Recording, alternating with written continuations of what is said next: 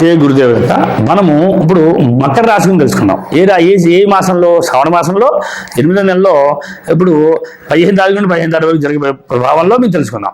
అయితే ఇప్పుడు మకర రాశికి స్పెషల్ అయినప్పుడు మకర రాశి వారికి అష్టమంలో రవి సంచారము, అలానే శుక్ర సంచారము, బుధ సంచారము నడుస్తుంటాయి. కనుక వీళ్ళకి ఏం నడుస్తుంటాయి? భారీ మూలకమైన సమస్యలు, అలానే అత్తగారించే సమస్యలు, లేదా కుటుంబం అంటే అత్తగారి కుటుంబం నుంచి వచ్చే సమస్యల్ని వీళ్ళు ఫేస్ చేయాల్సి వస్తుంది. అలానే ఇంకొక సమస్య ఏంటి? వీళ్ళకి రుణపరమైన సమస్యలు, అంటే రుణం కూడా వీళ్ళు అధికంగా చేసి నష్టపోతుంటారు. ధనం తీర్చలేక అవస్థపడుతుంటారు, అప్పులు వాళ్ళ ఇంటికి వస్తుంటారు. ఈ సమయంలో చాలా డిస్టర్బ్ చేస్తుంటారు. ఈ మకర రాశి వారు చాలా జాగ్రత్తగా ఉండాలి. అందుకని వీళ్ళకి స్త్రీల దగ్గర కానీ వ్యాపారాల దగ్గర కానీ నేను డబ్బులు ఇస్తాను, నేను తీసుకొని మీకు మళ్ళీ ఇస్తానని చెప్పి ఈ నెలలో తీసుకోకపోతే మంచిది. ఈ నెలలో తీసుకున్నారంటే ఇరుక్కుపోవడం అవకాశాలు ఉంటాయని అర్థం చేసుకోవాలి. ఎవరి మూలకంగా ఎక్కువ? వ్యాపారరీత్యా లావాదేవీల విషయంలో, అలా స్త్రీల మూలకంగా వచ్చే విషయాల్లో చాలా జాగ్రత్తగా ఉండడం మంచిది.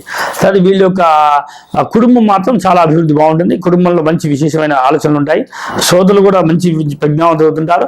అలా తల్లి స్థానం కూడా మంచి బాగుంటుంది. అలానే సంతాన అభివృద్ధి కూడా బాగుంటుంది. సంతానం ద్వారా వీళ్ళకి మంచి లాభాలు పొందుతుంటారు, సపోర్ట్ చేస్తుంది.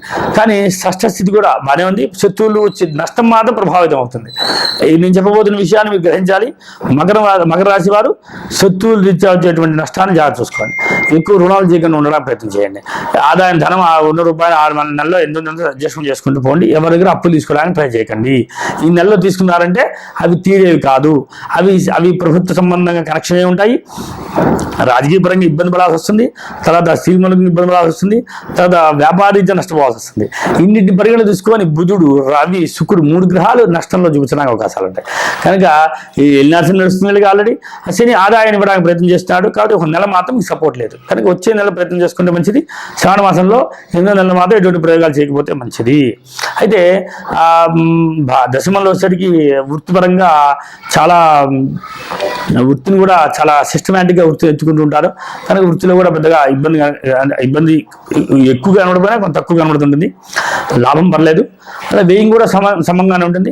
ఎటువంటి ఇబ్బంది లేకుండా జీవితం నడిచిపోతుంటుంది. కాకపోతే చెప్పినట్టు ఈ మూడింటిని కనుక తప్పించుకుంటే ఏ సమస్య రాదు.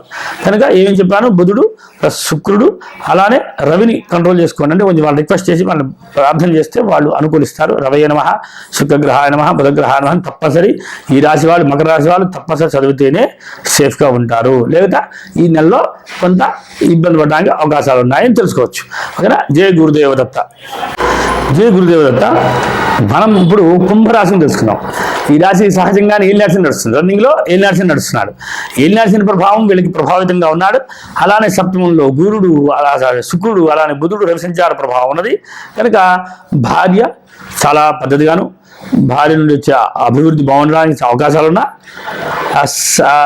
సమస్య కూడా రావడం అవకాశం. బుధుడు కూడా అష్టమాధిపతి ఉండడం వల్ల, ఈ రాశి ప్రభావం నుంచి అష్టమ ప్రభావితం ఉండడం వల్ల సమస్యాత్మకమైనదని తెలుసుకోవచ్చు. కాబట్టి పంచమ స్థితి కూడా ఉండడం వల్ల దేనిచ్చే సమస్య ఎక్కువ ఉంటుంది? సంతానానికి జరిగేటువంటి ప్రభావంలో మనం ఆలోచనలో వచ్చే నష్టం వల్ల ఈ ప్రభావం జరిగి సమస్యగా మారి అది మిమ్మల్ని ప్రభావితం చేస్తుందని తెలుసుకోవచ్చు. అంటే ఏ రకమైన నష్టం వస్తుందో తెలియాలి కదా. అంటే సప్తమ స్థితిలో ఉన్న బుధుడు ఉన్నాడు. అతను ఏం చేస్తాడు? అష్టమాధిపతి, పంచమాధిపతి. కనుక ఏం చేస్తాడు?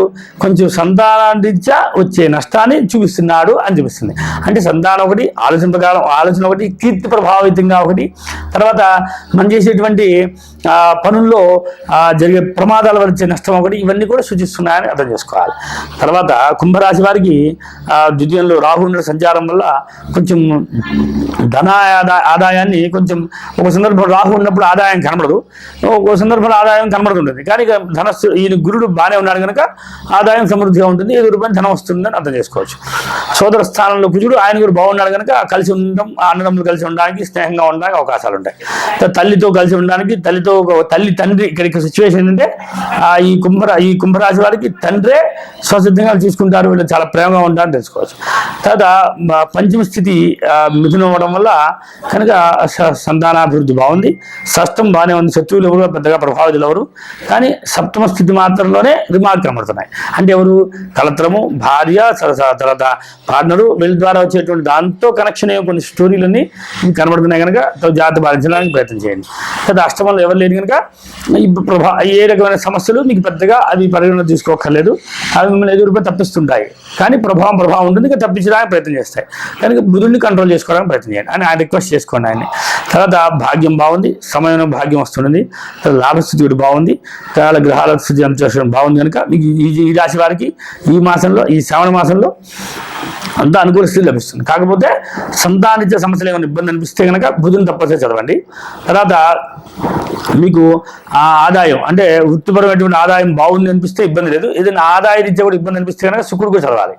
నేను చెప్పే విషయాలు వీటితో పాటు ఆ జాతకాన్ని కూడా పరిశీలన తీసుకొని ఏ ప్రభావం ఎక్కువ చూపించుకొని దాన్ని క్లియర్ చేసుకుంటే సేఫ్గా ఉంటారు.